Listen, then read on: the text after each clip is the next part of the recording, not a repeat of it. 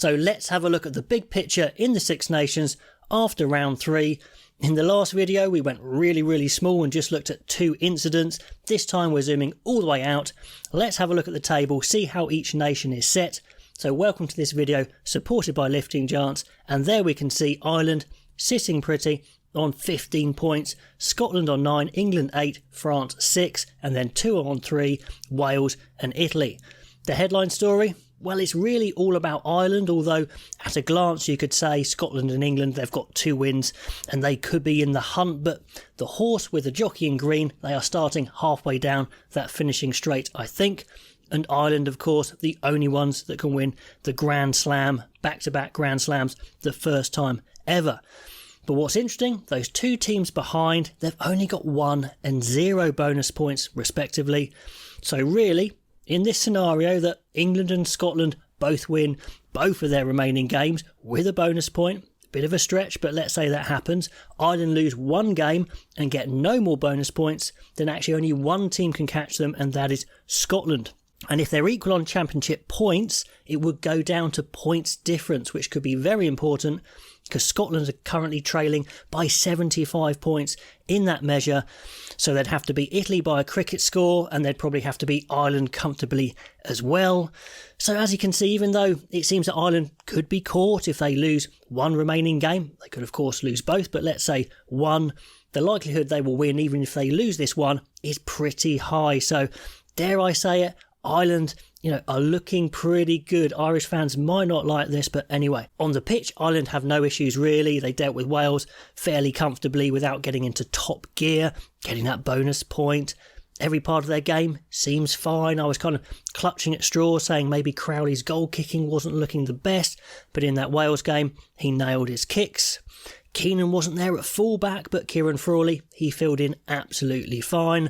He won't be taking Keenan's shirt anytime soon, but that's good backup. We saw the new forwards once again. Big Joe McCarthy, just the biggest legs ever on a second row.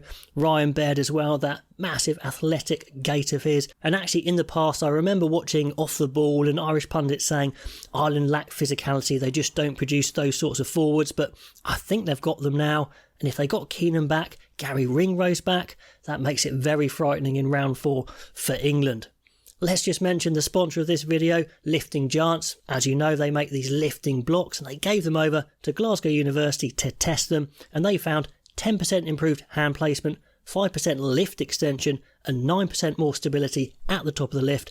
So pretty strong evidence to get hold of a pair, whatever level of the game you play. Use the code RugbyAnalyst10, 10% off via their website. Scotland. Now Ireland on 15, Scotland on 9, and Scottish fans will be thinking, what if that TMO try was given? They'd be on 13 instead of 9, but that's in the past.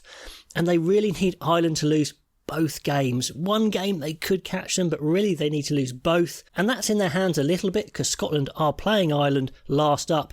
And if Scotland say finished second, I think that'd be pretty fitting. They're probably the second best team at the moment from what we can see on the pitch, so they'll fancy a bonus point win against Italy, so I think second is a reasonable estimate. And the Messi of rugby, Finn Russell, he was in fine form, tormenting England once again. They've got lots of good players, but Van der Merwe just the standout once again. So players are on form.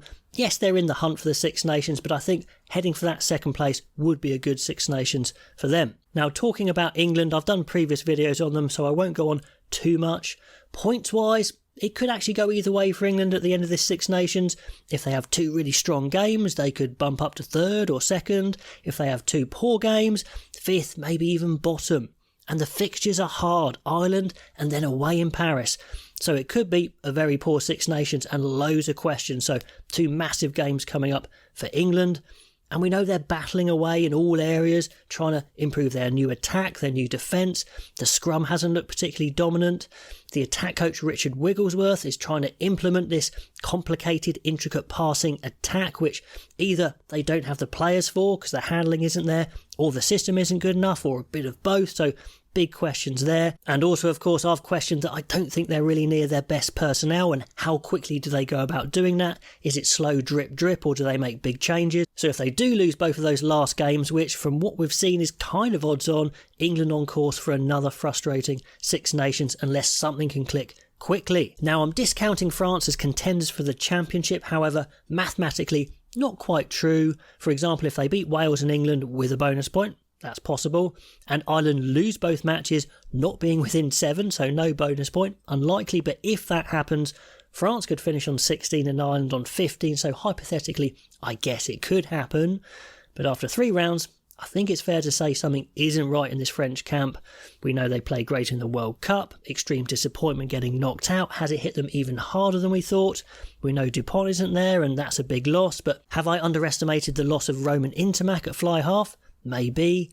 We know Gautier can be a hard coach. Is he the right man to pick them up out of this doldrums, or is this 4-year cycle run its course? New coaches, the attack coach has only had a few games, but the systems clearly aren't flowing, so big problems for France. Can they turn it around at the end of this championship? We will see. Then Wales. So yes, Wales have lost 3 times, so they definitely can't win it, of course, but they have picked up 3 bonus points, so mathematically they could move up the table even to 2nd, so still plenty to play for. Could they do something special at home to a troubled France? Maybe. And they've beaten Italy before, plenty of time, so maybe the young David Jenkins team can do it with a positive finish. I had a few comments saying maybe I talked up how Wales played against Ireland a bit too much because they lost convincingly, and I understand that.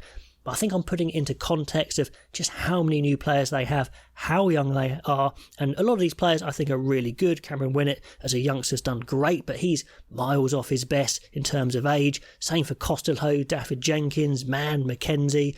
When Schwinzer comes back in, same for him. So they're a long way off. I think they're just doing slightly above what we expected, so that's why I'm being so positive against them. So it'll be a really interesting match against France. Italy's draw to France has helped them in respects that it pulls them alongside Wales, who even though they've got no wins do have 3 bonus points, so it could be a scrap for last place. That could be the last match, but at least it guarantees they finish the Six Nations without losing all their matches, and they effectively have knocked France out of the running, so that's something, I guess. If they go on to beat Scotland or Wales, or both, they could move up the table. Let's just say they win the Wales game and Wales have lost to France, then they would leapfrog Wales, but France would be too far. England have got 2 hard fixtures, so there's even a possibility that Italy could catch them. So yeah, plenty to play for, and positive signs on the pitch for sure. I know France had 14 men for half of that game, but some of the areas that I thought were poor in, say, the World Cup have definitely improved, and poor in the beginning of this Six Nations. Tactical kicking was much better, individual tackling much better. Liking their new scrum half, Paige Rayo. He could be a real find there because I think they haven't found a high quality scrum half yet. I do feel they're missing a couple of massive forwards to help them compete regularly, but anyway, definitely positive sides in the last match. Can they finish strong? So how do you think these final 2 rounds are going to go, and what's the final table going to look like? If you like these sorts of videos, please like the video, please subscribe, that would be amazing. Get those comments below, and I'll catch you next time.